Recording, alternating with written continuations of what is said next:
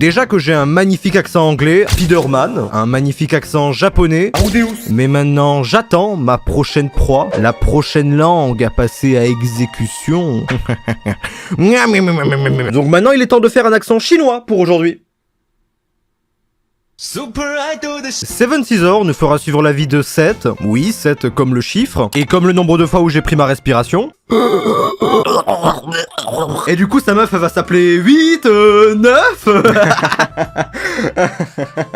Rigole pas trop. Seth n'est qu'un coiffeur ayant perdu la mémoire après s'être échoué en mer, mais par chance, il fait la rencontre de Daibo, un petit oiseau bleu et gras, mais plus gras que bleu, qui est aussi le proprio du salon de coiffure dans lequel maintenant il travaille et se loge en échange de ses services de coiffeur et d'assassin. Oui, non, c'est pas une blague. Je vais chercher ma prochaine cible. Le sang va parcourir ma lame pleine d'exaltation. Je vais le découper en petites rondelles. Je vais faire une raido au fileur. Un dégradé, s'il vous plaît. Oui, tout de suite. Sauf que Seth pue sa mère. Il n'arrive pas du tout à faire de mal aux cibles, ne finit jamais ses contrats. Finalement, le chômage nous guette tous.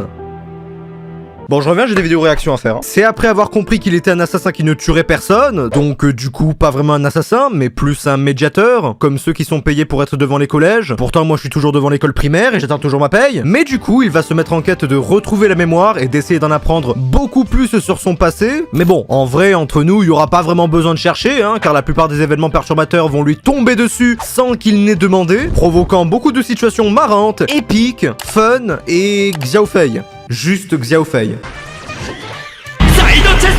Mais que se passerait-il si la personne qu'il était avant était totalement différente de la personne qu'il est aujourd'hui? Que se passerait-il si sa vie d'aujourd'hui était balayée par celle d'hier? Que se passerait-il si les gens me laissaient entendre le film que je regarde au cinéma? Pardon, je dis vague. Bah non, t'as pas dit vague. Le mot vague. Tu l'as pas dit. C'est chiant, hein? J'espère que vous aimez les blagues courtes et efficaces, car la série en est clairement une. Mais on reste tellement dans l'état d'esprit dans lequel on a commencé qu'on ne se rend même pas compte à quel point cette putain de série va vite devenir sérieuse. De la petite blague, en vient les vrais problèmes qu'on ne peut pas ignorer ou juste passer outre. Attends, mais... tu es chauve? Mais non, j'ai le cancer, sale fils de pute! Mais ce qui va nous donner envie de continuer la série, c'est sûrement l'intrigue qui va crescendo. Cette petite île paradisiaque, peuplée de gens bien et marrants, va vite devenir le sujet de tous les tracas du héros. On va se rendre compte du fonctionnement complexe de la relation de beaucoup de personnages qui s'étendent par-delà notre vision de simples spectateurs, tout en essayant malgré tout de résoudre leurs problèmes si anodins dans ses débuts, agrémentés de ce petit côté de tranche de vie et de découverte. Comment cette petite arrive à vivre heureuse avec sa maladie? Comment ce voleur de culottes arrive à voler tout ça? Putain, je veux des astuces pour un pote. Putain, Seven Scissors fait un incroyable taf. C'est tranquille mais frappe au bon moment, c'est drôle mais sans jamais être trop long ou trop lourd, ça transporte tout ressenti par l'histoire du monde et des personnages, par les épisodes qui passent et les plans magnifiques de toutes couleurs vives nous disant ok, là je sais que je vais passer un bon moment. C'est clairement un des animés les plus sous-cotés que j'ai vu et c'est criminel. C'est une magnifique œuvre, parfaite dans l'exécution de ses différents thèmes, incarnés par différents personnages. C'est ce que je dirais si j'étais un fils de pute. Mais du coup là tu l'as dit. Ouais mais non. Honnêtement, je peux comprendre les gens qui n'accrochent pas ou vont ne pas accrocher. Certains épisodes sont assez redondants si vous n'êtes pas dedans. L'ambiance qu'apporte la série n'est pas forcément aussi faite pour tout le monde. Franchement, des fois on se demande est-ce que j'ai réellement envie de voir un épisode entier sur un voleur de culottes qui a toute une... Oui, je veux voir ça. Je veux voir un psy aussi. Après, faut dire qu'il y a des choses qu'on a besoin de savoir, hein. Mais la seule chose que je peux vous dire, et que je peux même vous affirmer, c'est que tout développement ici ne sera pas vain. Il sera pas 7 non plus. Vous avez compris la vanne, 7, 20... L'animé sait, contrairement aux animés japonais, doser et mettre un peu de tout pour rythmer correctement un épisode. Un moment de romance pour passer sur un probable meurtre avec une scène d'action et d'animation de malade. Mais oh, attendez, en fait le chien est amoureux de la chatte et lui chante une musique douce pour la draguer. Dinguerie cet animé. La série arrive à te foutre plein d'éléments à la gueule sans pour autant se perdre ou s'éparpiller elle-même, tout en retenant notre attention grâce à l'intérêt grandissant qu'est le mien en regardant ça. Chaque épisode retient ta putain d'attention. J'avais envie de voir le passé de Seth, le passé de Daibo, pourquoi une assassin vachement jolie essaye de le tuer à chaque fois.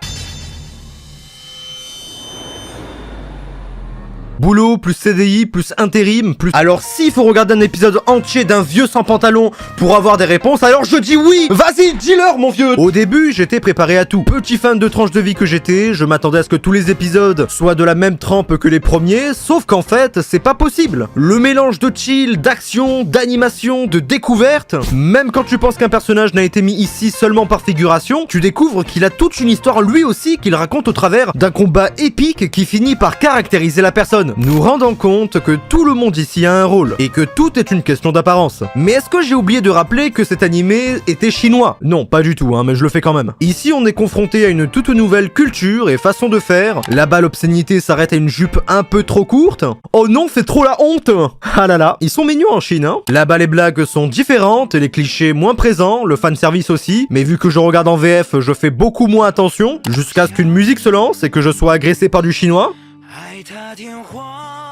Waouh, c'est beau putain. J'adore ce genre de format épisodique, on condense tout pour faire en sorte qu'il se passe constamment quelque chose, ce qui fait qu'il y a très peu de probabilité que vous vous ennuyez un moment. J'adore la musique, si simple et si collante au thème affecté. La série saura transiter entre la mélancolie, la joie et l'engouement grâce à sa musique de fond et ses différentes mélodies qui ont pour le coup toute une identité grâce au fait qu'on peut les rattacher à des personnages, des événements ou encore le générique du début. Prends-en de la graine, Tactopé Destiny. J'adore toute cette ambiance qui te fait penser aux grosses séries américaines où tu suis la vie de plusieurs personnages et apprends à les connaître au fur et à mesure. Mais là, voir cette façon de faire exécutée avec les bases de l'animation chinoise qui reprend pas mal de petits clichés de l'animation japonaise, etc. Bah franchement, c'est génial. Tout le monde peut y trouver son compte et son intérêt de poursuivre cette petite série. C'est nouveau, c'est bien, c'est très rafraîchissant pour tout fan d'animation japonaise. Et je le dis maintenant avant qu'il soit trop tard, j'aurais pas... C'est bien la première et la dernière fois où vous m'entendez dire ça, mais surtout, regardez en VF. Elle est masterclass. La voix de Garfield pour Daibo rend tellement bien, celle du personnage principal aussi. Honnêtement, ça fait longtemps que j'ai pas autant apprécié une VF, à part celle de Arcane, donc vraiment, regardez-le en VF. Cette série est tout le pourquoi j'adore me perdre et regarder des trucs. C'est la preuve existentielle même qu'on est loin d'avoir tout découvert et que certaines masterclass n'attendent que d'être vues. C'est vraiment trop sous-coté pour ce que c'est, je sais pas pourquoi. Peut-être parce que c'est chinois ou autre, ça je sais pas, mais je m'en fous. La solution finale reste toujours d'aller voir ce truc. Les 3 saisons sont sur Netflix, donc vraiment, allez-y les yeux fermés. Moi perso, je regrette rien du tout. Mais pour les gens qui l'ont déjà regardé, attention là je parle de l'élite,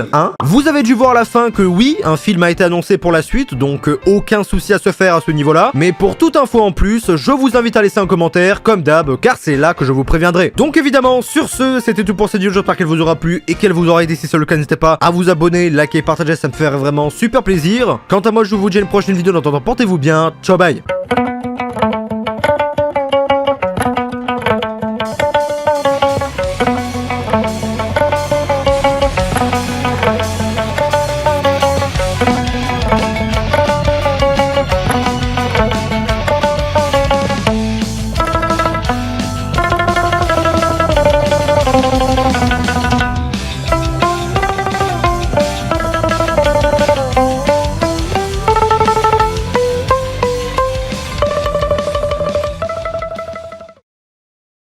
Ah, qu'est-ce que c'est?